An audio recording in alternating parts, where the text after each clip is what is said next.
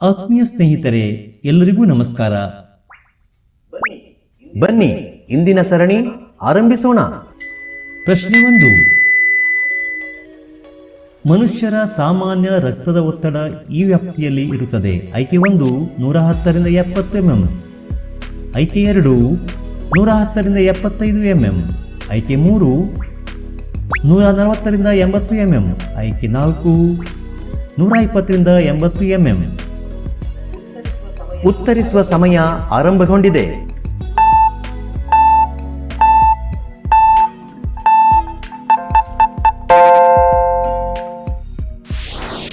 ಸರಿಯಾದ ಉತ್ತರ 120 ರಿಂದ 80 mm. ಪ್ರಶ್ನೆ 2. ಸಾಮಾನ್ಯವಾಗಿ ಸಾಧಾರಣ ಮಾನವನ ಮೆದುಳಿನ ಗಾತ್ರ ಎಷ್ಟಿರುತ್ತದೆ?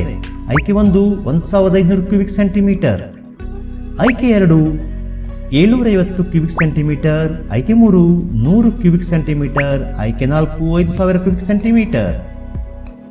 ಉತ್ತರಿಸುವ ಸಮಯ ಆರಂಭಗೊಂಡಿದೆ.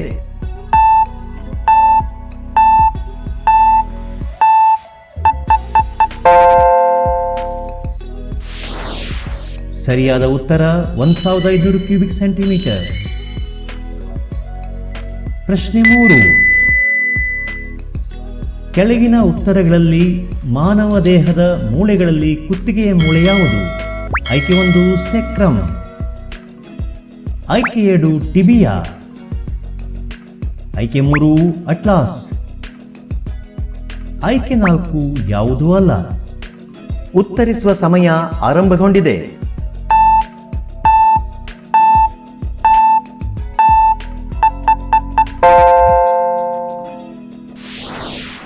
ಸರಿಯಾದ ಉತ್ತರ ಅಟ್ಲಾಸ್. ಪ್ರಶ್ನೆ 4.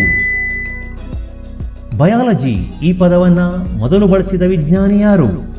ಆಯ್ಕೆ 1 ಕಾರ್ಲ್ ಲಿನೇಯಸ್, ಆಯ್ಕೆ 2 ಮೈಕೆಲ್ ಕ್ರಿಸ್ಟೋ, ಆಯ್ಕೆ 3 ಥಿಯೋಡರ್ ಗಾರ್ಗ್, ಆಯ್ಕೆ 4 ಕಾರ್ಲ್ ಫ್ರೆಡ್ರಿಕ್.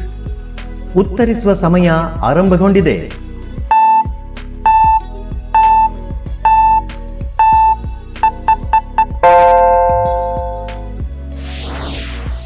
ಸರಿಯಾದ ಉತ್ತರ ಕಾರ್ಲ್ ಲಿನೇಯಸ್.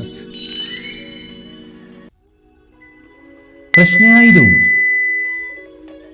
ನಮ್ಮ ರಕ್ತದಲ್ಲಿರುವ ಕೆಂಪು ರಕ್ತ ಕಣವು ಸಾಮಾನ್ಯವಾಗಿ ಎಷ್ಟು ದಿನ ಜೀವಂತವಾಗಿ ಇರುತ್ತದೆ? ಆಯ್ಕೆ 1 15 ದಿನಗಳು, ಆಯ್ಕೆ 2 120 ದಿನಗಳು, ಆಯ್ಕೆ 3 180 ದಿನಗಳು, ಆಯ್ಕೆ 4 4 ವಾರಗಳು. ಉತ್ತರಿಸುವ ಸಮಯ ಆರಂಭಗೊಂಡಿದೆ.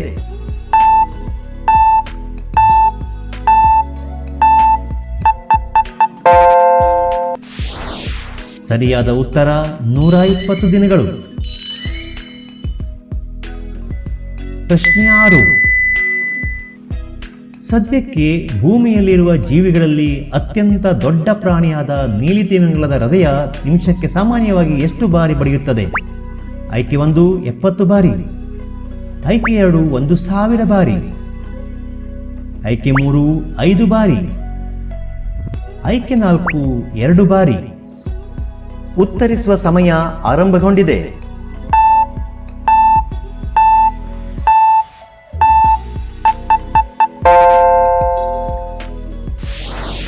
ಸರಿಯಾದ ಉತ್ತರ 5 ಬಾರಿ.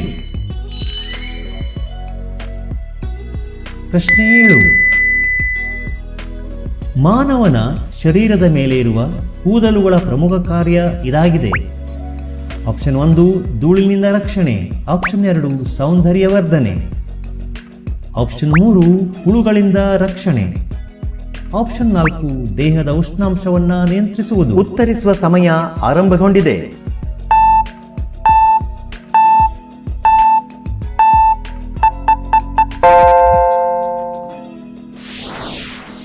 ಸರಿಯಾದ ಉತ್ತರ ದೇಹದ ಉಷ್ಣಾಂಶವನ್ನು ನಿಯಂತ್ರಿಸುವುದು. ಪ್ರಶ್ನೆ 8. ನಮ್ಮ ಶರೀರದಲ್ಲಿ ಎರಡನೇ ಅತಿದೊಡ್ಡ ಅಂಗ ಯಾವುದು? ಆಪ್ಷನ್ 1 ಹೃದಯ, ಆಪ್ಷನ್ 2 ಚರ್ಮ, ಆಪ್ಷನ್ 3 ಪಿತ್ತಜನಕಾಂಗ, ಆಪ್ಷನ್ 4 ಜಠರ.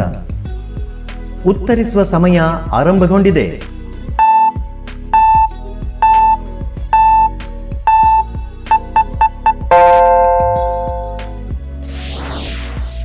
ಸರಿಯಾದ ಉತ್ತರ ಪಿತ್ತಜನಕಾಂಗ.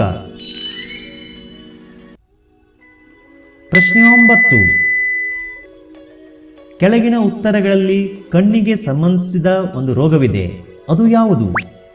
ಆಯ್ಕೆ 1 ಹಿಮೋಫಿಲಿಯಾ, ಆಯ್ಕೆ 2 ಗ್ಲುಕೋಮಾ, ಆಯ್ಕೆ 3 ಸಿಲಿಪಿಸ್, ಆಯ್ಕೆ 4 ಐಕೋಸ್ಟರ್ನಿಯಾ. ಉತ್ತರಿಸುವ ಸಮಯ ಆರಂಭಗೊಂಡಿದೆ.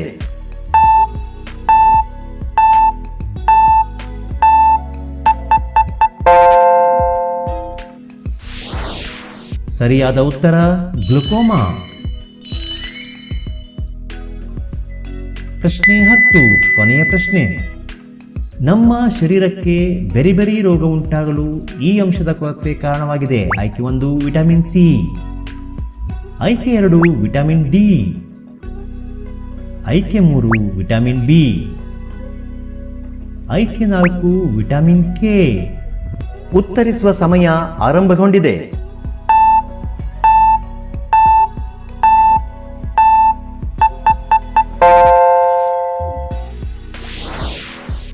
ಸರಿಯಾದ ಉತ್ತರ ವಿಟಮಿನ್ ಬಿ. ಗೆಳೆಯರೇ, ತಮಗೆ ಈ ವಿಡಿಯೋ ಇಷ್ಟ ಆದಲ್ಲಿ ಲೈಕ್ ಮಾಡಿ, ಹಾಗೆ ಶೇರ್ ಮಾಡಿ ಮತ್ತು ಕಮೆಂಟ್ ಮಾಡಿ. ಅಲ್ಲದೆ ನಮ್ಮ ಚಾನಲ್ನ ಮತ್ತೆ ಮುಂದಿನ ವಿಡಿಯೋದಲ್ಲಿ ಭೇಟಿಯಾಗೋಣ. ತಮ್ಮೆಲ್ಲರಿಗೆ ನಮಸ್ಕಾರ.